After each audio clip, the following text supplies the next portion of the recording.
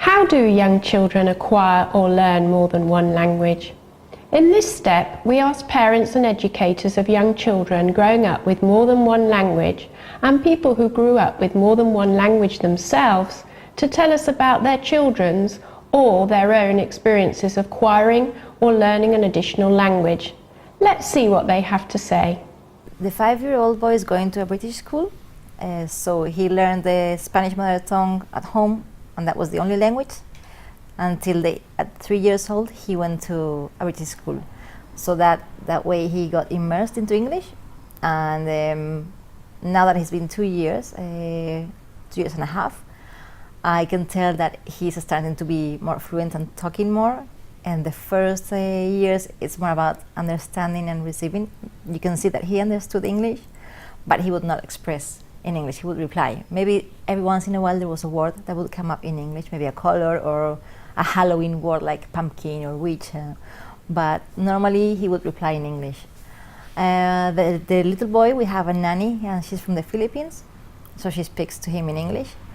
So for the moment he doesn't speak very well none of the languages. I mean, he's slower than his brother, but he can count in both languages and he can say the colors in both languages. He mixes words, like he's playing with a toy and he would say car instead of coche in Spanish. So he moves into the two languages but has less fluency. He understands both languages. Well, I speak 4 languages. For example, English is for me is the 4th language. It's how can I say? It's difficult. But for example, when you've got the 2nd language, for me it's Russian. For me, then the 3rd and the 4th it's like easier. It's like that you've got already the structure in your brain. It's like, okay, I know how to do it. They're still learning their mother tongue at the moment, and they're still obviously making mistakes with that. And as learners, they're used to not understanding everything in their environment, and they're not fazed really by not understanding every word. So learning English for them at such a young age is a good thing, because they're already doing that in their mother tongue anyway, so it's the same skill, and they just transfer the skill, and that's why I think they make such great progress the younger they are. I grew up in a Greek-speaking family in the north London. So I spoke only Greek until I went to school at the age of 4.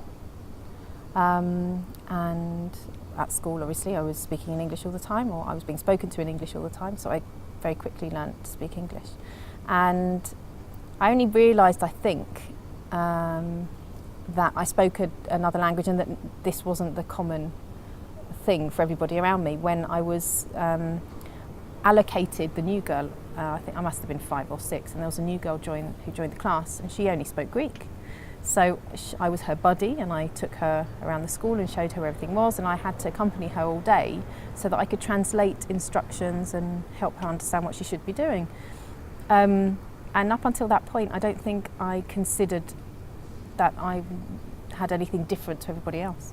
So the children in my class, generally they haven't had much contact with English before they started with us, and some of them have a little English at school. What I find is that they pick up the language quite naturally, so you need a lot of repetition in the lessons, and if things are repeated a lot, they do tend to pick it up quite quickly.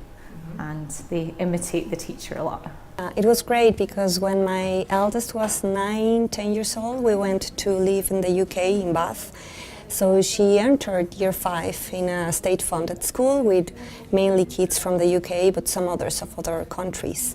And it took her like only 1 month to get used to it. So it was great because she had learned like the ability of getting used to the language and to some other cultures. It was great because when my eldest was about to come back to Mexico, as the rest of the family, she didn't want to. She loved being there. And then I told her, no worries, when you get older, you can just get a scholarship or whatever you want and then go back to study abroad. And then she did it. Right now, well, she has been studying international baccalaureate in Hong Kong. and then political sciences in New York, so it makes a difference, honestly.